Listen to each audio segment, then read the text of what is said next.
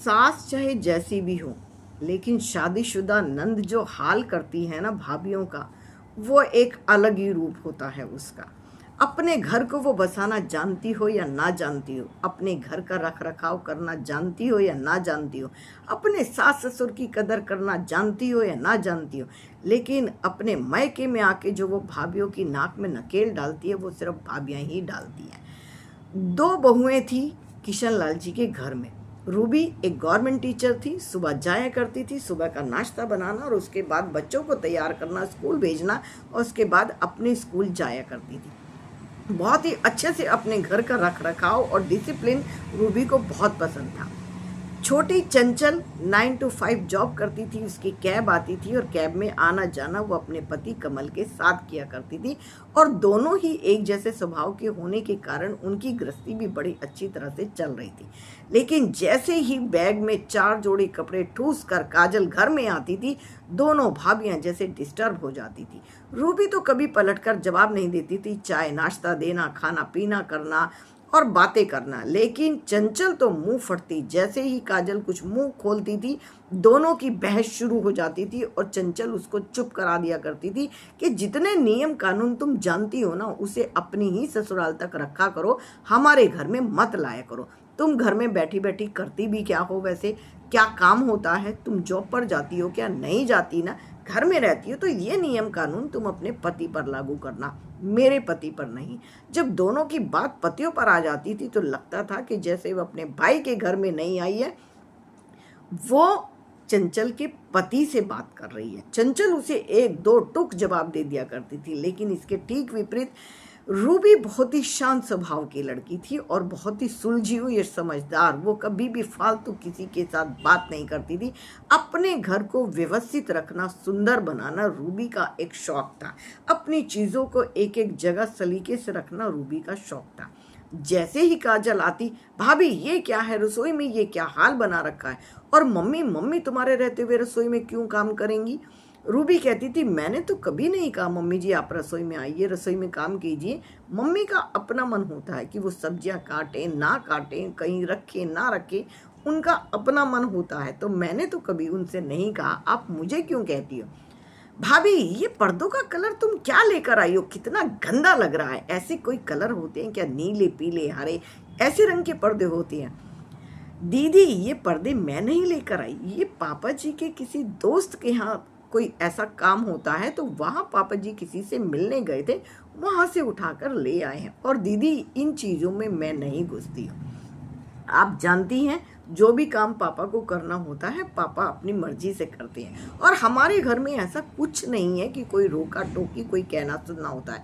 आप ये आके क्यों कलेश करवाना शुरू कर देती है? कौन सी इतनी बड़ी बात है इन पर्दों की कि ये दोबारा नहीं बदल सकते, या इन पर्दों में धूप या हवा नहीं रुकेगी? ऐसी क्या बात हो गई? फिर भी वो तुनक कर कुछ ना कुछ ऐसा कर देती कि घर का माहौल ही खराब कर देती थी। अब रूबी ने भी एक दिन अपनी माँ के यहाँ फ़ोन कर दिया, मम्मा मैं परेशान हो चुकी हूँ, जब भी ये काजल आती है बैग में 4 जोड़ी कपड़े ठूस कर लाती है, इसके कपड़े भी धो, इसके घर का काम भी करो, इसको खिलाओ पिलाओ, और उसके बाद भी ये हमारे ही खिलाफ मम्मी जी को भड़का कर चली जाती है। मम्मी जी का भी मूड 2-4 दिन के लिए ख़राब हो जाता है। अब आप बताइए, मुझे भी अपने घर आना है, मैं छुट्टियों का ही इंतजार करती रहूं? क्या मैं सुकून की ज़िंदगी ना जीऊं? उधर से मम्मी ने बड़े प्यार से कहा था, बेटा पर ये तो कोई सोल्यूशन नहीं होता ना, तुम तो टीचर हो और तुम सोल्यूशन देना अच्छी तरह जानती हो क्या कहता है। मायके में आ जाओ, ये तो तुम्हारा घर है, मैं तो इंतजार करती हूँ जब तुम घर में आती हो, लेकिन ये सोल्यूशन नहीं होता। तो मम्मा बताओ फिर मुझे क्या करना चाहिए? इसने मुझे परेशान करके रखा हुआ है। मेरे हर काम में टोका टाकी, कमी निकालना, इरिटेट करना, कभी भाई के कान भरना, कभी मम्मी के कान भरना, कभी पापा को सिखाना। मैं इन चीज़ों से परेशान हो जाती हूँ। मैं आपको कभी नहीं कहती मुझे घर आना है, पर जब ये आती है तो मेरा भी मन करता है मैं भी 4 दिन के लिए सुकून की ज़िंदगी जीऊँ। उधर से फिर माँ ने कहा, नहीं बेटा ये तो सोल्यूशन नहीं है ना, मैं तुम्हें एक इसका सोल्यूशन बताती हूँ। तुम्हारे नंदोई है ना, वो तुम्हें बहन की तरह मानते हैं और उनकी सास भी तुम्हें बड़ा प्यार करती है, तो एक तरह से वो भी तुम्हारा मायका हुआ ना। इस बार तुम यहाँ नहीं आना, अपनी नंद के ससुराल में चले जाओ। रूबी अब समझ चुकी थी कि उसकी माँ उसे क्या समझाना चाहती है। उसने 4 जोड़ी कपड़े रखे और जरूरी सामान लेकर रोहित को फोन कर दिया था। रोहित, मैं कुछ दिनों के लिए वहां जा रही हूँ और समझ जाना कि मैं वहां क्यों जा रही हूँ। रोहित पहले तो थोड़ा हैरान हुआ, फिर मुस्कुरा दिया और मुस्कुरा कर समझ चुका था कि इस बार रूबी कैसे उसको सबक सिखाएगी। रूबी सीधा नंद की ससुराल में पहुंची और नंद की ससुराल में जाके नंद की सास के पैर छुए। उनकी जेठानी आई, उनकी जेठानी से मिली। उनकी नंद भी आई जो बहुत बीमार लग रही थी और बेड पर लेटी हुई थी, उनसे भी मिली। उनकी इस व्यवहार को देखकर उनकी काजल की सास बहुत खुश हो गई थी। तभी बोली, उनकी जेठानी ने कहा, आप बैठिए, मैं चाय नाश्ता लाती हूँ। रूबी ने कहा, आप भी बैठिए, मैं लेकर आती हूँ, मेरा भी तो घर बनता है, मेरी नंद का घर है तो मेरा भी घर हुआ। आप बैठिए, मैं लेकर आती हूँ। और कहकर वो चाय नाश्ता बनाने लग गई थी। पहले पूरी रसोई को समेटा, फिर पूरे घर को समेटा। रूबी के ये काम करते हुए देखकर तो काजल की सास और काजल की जेठानी तो जैसे हक्की बक्की रह गई थी। इतने सलीके से घर जिसकी भाभी व्यवस्थित कर सकती है तो ये काम काजल ने क्यों नहीं सीखा। दोनों भाभियां जॉब करती हैं और घर को भी संभालती हैं, ये तो घर में रहती है, फिर अपने घर को क्यों नहीं संभालती है, ये ऐसा क्यों। तो फिर धीरे धीरे दोनों में चाय पीते पीते बातचीत हुई। मैं कुछ दिन रहना चाहती हूँ, मैं भी तो सोचती हूँ कि ये मेरा घर होता है। फिर सास से बातें करते करते उन्होंने कहा कि आप काजल को समझाती क्यों नहीं है, ये क्या तरीका है, रोज बैग पैक करती है और घर में आ जाती है। घर में आए, ये उन्हीं का घर है, उनके मम्मा पापा का घर है, उनके भाई भाभीियों का घर है, लेकिन दखल अंदाजी करना इसको घर नहीं कहते हैं। दखल अंदाजी करना, टोका टाकी तो मेरी सास भी नहीं करती है। हमारी गृहस्थी कितनी अच्छे से चलती है आप जानती हो मौसी जी, और अब आप इनको समझाइए।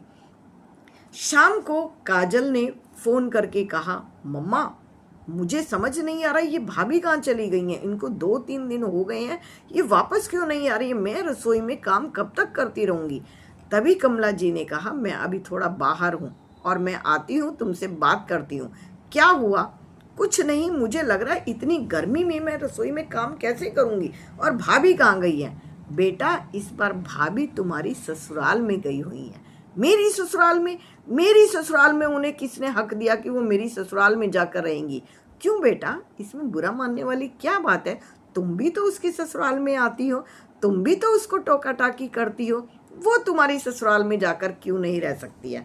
तुम्हारी ससुराल में तुम्हारी सास के साथ वो बड़े अच्छे से रह रही है, और तुम्हारी सास ने फोन करके बताया भी है कि तुम्हारी बहू कितनी संस्कारी है, यहाँ से ही स्कूल जाती है, फिर घर का आके संभालती है, और कितना अच्छा खाना और कितना अच्छा घर को व्यवस्थित कर दिया है। ये सुनते ही काजल ने अपना बैग पैक कर लिया था। तभी उसकी मम्मा ने कहा, कहाँ जा रही हो बेटा, क्या हुआ, कुछ दिन तो रुको। नहीं मम्मा, मेरी ससुराल में भाभी को नहीं जाना चाहिए था, उन्होंने मेरे घर को सब कुछ से समझ लिया होगा, देख लिया होगा, ये तो अच्छा नहीं किया उन्होंने। और कहकर पैर पटकती हुई वो अपनी ससुराल चली गई थी। रूबी ने नंद की ससुराल में जाकर काजल को अच्छा सबक दे दिया था कि उनकी नंद की ससुराल में क्या हो रहा है वो समझ चुकी थी, और उन्होंने काजल को भी समझा दिया था कि अगर तुमने मेरी ससुराल में दखल अंदाजी की तो मैं तुम्हारी ससुराल में जाकर दखल अंदाजी तो नहीं करूँगी, लेकिन मैं ये ज़रूर सिखा दूँगी कि ससुराल में रहा कैसे जाता है।